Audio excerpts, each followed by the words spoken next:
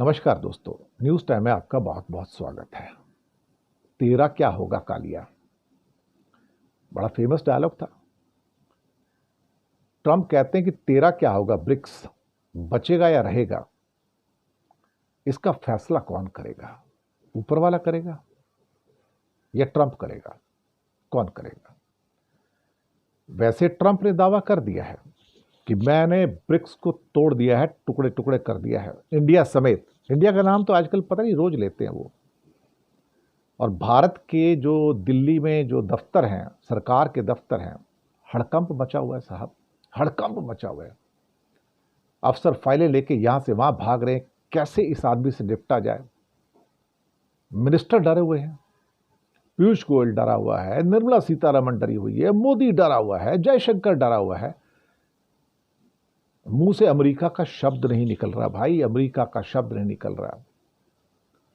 भले हथकड़ियां लग जाए, बेड़ियां लग जाए, चुप कुछ कुछ नहीं साहब, बिल्कुल चुप्पी है एकदम से। अब कह रहे हैं कि इंडिया को मिला के जो ब्रिक्स था पूरा तोड़ दिया मैंने, और उनकी हिम्मत देखो, ब्रिक्स की करेंसी लाने की कोशिश कर रहे थे, मैंने उनको खत्म कर दिया। फिर कहते हैं कि मैंने तो तोड़ दिया इसको, और डिक्लेयर भी कर दिया कि I have broken the bricks. वो मुझे खत्म करना चाहते थे, वो डॉलर को खत्म करना चाहते थे, मैंने 150% की धमकी दे के ब्रिक्स को तोड़ दिया, तार तार करके। वैसे दुनिया में कई मीडिया के अंदर इस बात की अफवाहें हैं कि वो पहला देश जिसको डोनाल्ड ट्रंप नाम ले रहे हैं कि उसको मिला के ब्रिक्स टूट गया, कि वो ब्रिक्स से दूरी बना रहा है। ये अफवाहें हैं, सच कितना झूठ कितना नहीं पता, कि भारत ब्रिक्स से दूरी बना रहा है और कहीं ना कहीं अमेरिका की गोद में जाकर बैठ गया कि भाई आप मेरे आका है, जो मर्जी कर लो आप मेरे साथ में, मैं तो भाई कहीं और जाने वाला नहीं हूं, मैं चीन वीन के साथ जाने वाला नहीं हूं, ब्रिक्स के साथ जाने वाला नहीं हूं। लेकिन क्या चाइना ब्रिक्स को छोड़ेगा या रशिया ब्रिक्स को छोड़ेगा? ये संभावना नहीं है भाई।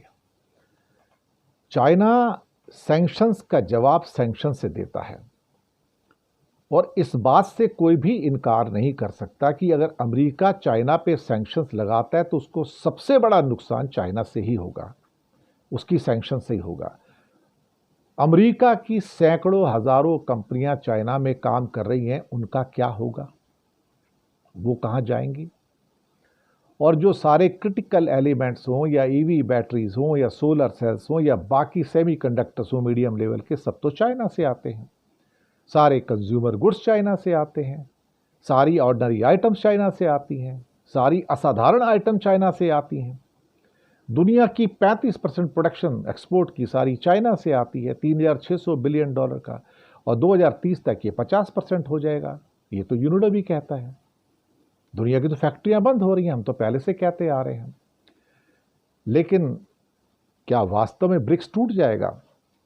हो सकता है कुछ देश दूरी बना लें, हो सकता है, लेकिन पहली बार जब चाइना का समझौता सऊदी से होता है और कहा जाता है कि अब तेल का व्यापार हम युआन में करेंगे, तो यहां से डी डॉलराइजेशन का प्रोसेस स्टार्ट होता है। कि पहली बार ऐसा लगा कि ऑयल का व्यापार डॉलर में ना होकर अब युआन में भी हो सकता है। ये बात बड़ी इंपॉर्टेंट है। इसी बात से तो वो घबराए हुए ट्रंप। अब 10 देश तो हैं, ब्राजील, रूस, भारत, चीन, ये तो ओरिजिनल थे, फिर साउथ अफ्रीका मिला के ब्रिक्स बन जाता है। बाद में Egypt, Ethiopia, Indonesia, Iran, UAE, वो भी आते हैं। सऊदी भी लाइन में खड़ा है। अब अमेरिका तो इस समूह में शामिल नहीं है, लेकिन इस समूह का यानी कि ब्रिक्स का खौफ बहुत है वेस्ट के अंदर, यूरोप के अंदर, अमेरिका में इसका खौफ बहुत ज़्यादा है। क्योंकि दुनिया बट तो रही है, दो धड़े तो बट रहे हैं, और दो धड़े सबको पता कौन से हैं। एक रूस, एक चाइना का धड़ा है और एक अमेरिका का धड़ा है। लेकिन अमेरिका बहुत सारी जगह पे इस समय कमज़ोर हो रहा है और वो चाइना पे डिपेंडेंट है।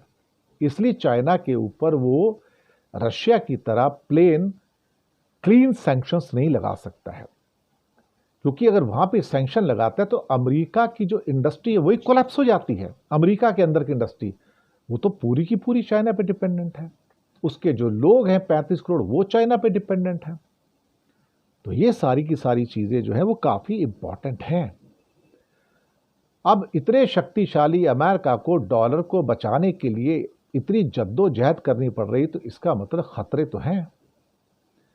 फिलहाल ब्रिक्स की करेंसी तो बैक बर्नर पे है और इंडिया ने पहले कह दिया कि भैया मैं तो देखा जाए तो स्वीकार करने को आपको तैयार नहीं हूं, हम तो धंधा जो है वो उसी पे करेंगे, जिसे क्या कहते हैं डॉलर में करेंगे। ये बात तो क्लियर हो गई है।